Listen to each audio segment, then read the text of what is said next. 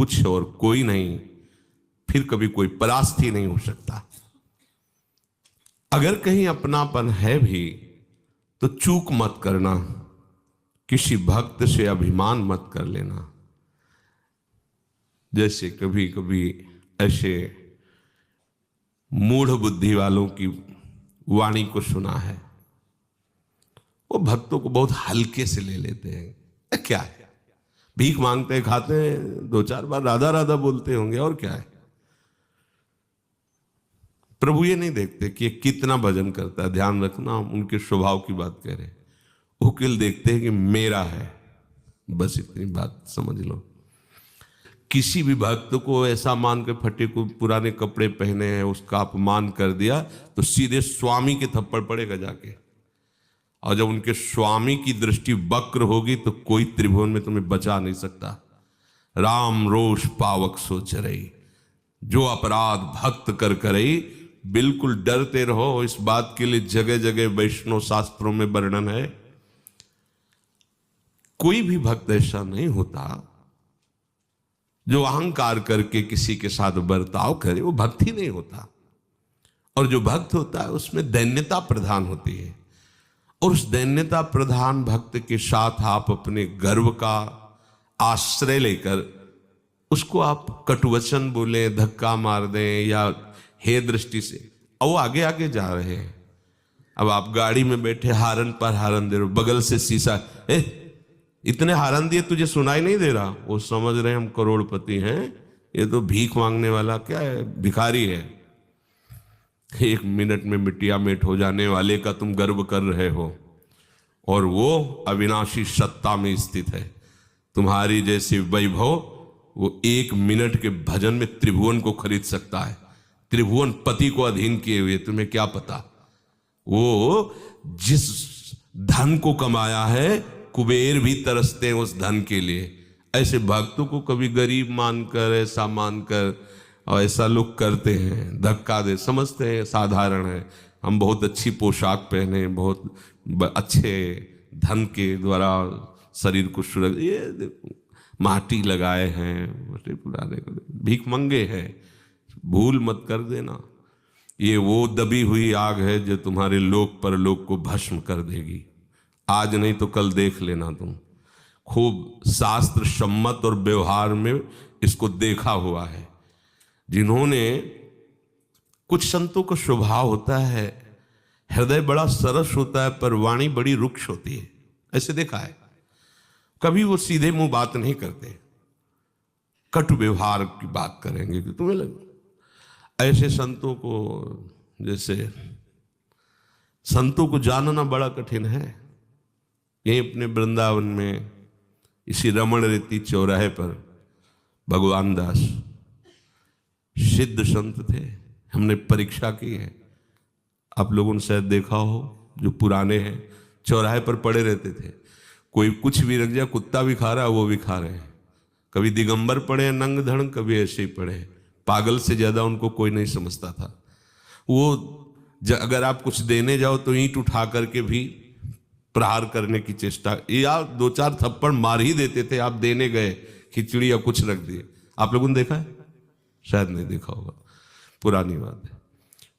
एक दिन वैसे आए और पीछे से गले में से हाथ डाला हुआ है। तो हम सीन देखे हुए थे कि घूंसा और थप्पड़ चलाते हुए उनको, तो हम सावधान हुए कि आज पिटने का अवसर आएगा। सावधान, और धीरे से हाथ पकड़ के अपने हटाया, ऐसे किया। वो कुछ बंगाली भाषा में बोल रहे थे, शायद उनका शरीर बंगाल की तरफ का था, हमारी तो कुछ समझ में नहीं आया। पर एक विशेष प्रकार का आनंद अंदर लगा। परिक्रमा दे रहे थे, तो दूसरे दिन राधा रमन जी के दर्शन करने गए तो कुलिया प्रसाद मिला। कमंडल, छड़ी, झोली ये साथ ही रखते, कहीं भी निकलना हो। परिक्रमा जा रहे तो वही वेशभूषा, भिक्षा जा रहे तो वही। वो कुलिया डिब्बा में रखा अपने कमंडल में, और मन में कि अगर वो सिद्ध पुरुष हैं, हमें तो पूरा अनुभव नहीं हो रहा, वो ढक्कन खोल करके हमारे राधा रमन जी का जो प्रसाद है वो उसे पाए और परिक्रमा देते हुए। जो ही रमण रेती में तो एक वृक्ष था बड़ा सा, बीच मार्ग में, अब वो अंतर्ध्यान हो गया, बड़ा सा चबूतरा था, उस पे वो बैठे थे। हमारी तरफ देखा, हमारा संकल्प था कि अगर वो सिद्ध पुरुष हैं तो नजदीक आए तो बैठा। बंगाली भाषा में कुछ बोल रहे थे, हमें ज्ञान नहीं ना बंगाली भाषा, तो कुछ क्या। ढक्कन खोला, कुलिया निकाली। ये राधा मोहन जू का महल है और इनके दरबार में ये जो ऐसे रह रहे हैं, भीख मांग के खा रहे हैं, फुटपाथ में सो रहे हैं, ये सौभाग्य बड़े बड़े महापुरुष भी मांगते हैं, तरसते हैं।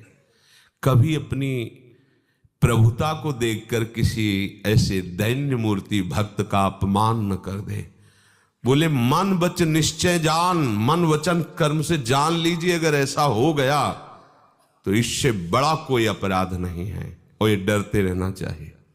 भक्तों से कभी कोई अपराध हमारा उनके प्रति न बन जाए, ऐसा आंतरिक, जो ऐसा डरेगा वो अभय पद में स्थित हो जाएगा।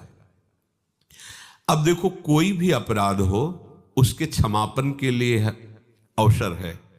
बोले सकल आयु सत कर्म में जो पे बितई होई, भक्तन को अपराध एक डारत छिन में खोई। पूरी आयु सत्कर्म किया हो, पूरी आयु सत्कर्म, पर उसने भक्त का अपराध कर दिया। बोले एक क्षण में पूरी आयु का सत्कर्म भस्म हो गया। ये जो अहम है तुम्हारे दान पुण्य का, तुम्हारी सत्क्रियाओं का, ये प्रभु के आश्रय की समानता नहीं कर सकता। बड़ा भारी अनुष्ठान तुम जप का और दूसरों से भी करवा रहे हो, खुद कर रहे हो, बहुत भंडारा, बहुत दान पुण्य कर रहे हो, और एक केवल आश्रित है भगवान की, उसकी समानता त्रिभुवन के दानी मिलकर के नहीं कर सकते। ध्यान रखना, एक केवल भगवद आश्रित है, प्रभु के सिवा उसका ना कोई बल है, ना कोई आश्रय और ना कोई साधन है। और आप बहुत कुछ सब कर रहे हैं, तो ध्यान रखना उसके 16वें अंश के बराबर भी नहीं हो आप, क्योंकि उसने एकमात्र प्रभु का आश्रय लिया है। विजयी वही है जो एकमात्र केवल प्रभु के आश्रय में। इसका बहुत बड़ा महत्व है, केवल केवल प्रभु का आश्रय, और तपस्या भजन साधना इसका आश्रय। फिर लौकिक ये संपत्तियों का आश्रय तो बहुत ही घटिया बात है। अगर कोई तपस्या का भी आश्रय लेकर के किसी भक्त की, तो दुर्वासा और अम्बरीश चरित्र पढ़ के देख लो, एक ही नहीं है। ऐसा तपस्वी हिरण्यकश्यप है कि ब्रह्मा जी आश्चर्यचकित हो गए, दिव्य दृष्टि से देख पाए कि है कहां हिरण्यकश्यप। वही हिरण्यकश्यप जो 5 वर्ष के बालक प्रहलाद पर अपना प्रभाव दिखाना चाहा तो परास्त हो गया और नष्ट हो गया। बहुत सावधान। एक ही ऐसा भयानक अपराध कई बार वृंदावन महिमामृत में भी वर्णन किया कि ये वैष्णव धाम है, अगर किसी वैष्णव का अपराध बन जाएगा तो आप सोच लो कितना भी कुछ भी ये धाम आपको स्वीकार नहीं करेगा। मान लीजिएगा अंतिम गति तुम्हारी बाहर ही होगी। धाम नहीं स्वीकार, ये धाम वैष्णव धाम है।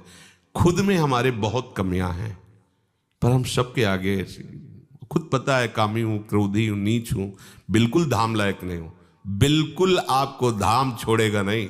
ध्यान रखना, एक बात के लिए बार बार जोर दिया गया है वृंदावन महिमामृत की जब चर्चा हो रही, आपको एक बात से विशेष सावधान रहना है, किसी वैष्णव का अपराध ना बन जाए। और तो हमारे अंदर कमियां ही कमियां हैं।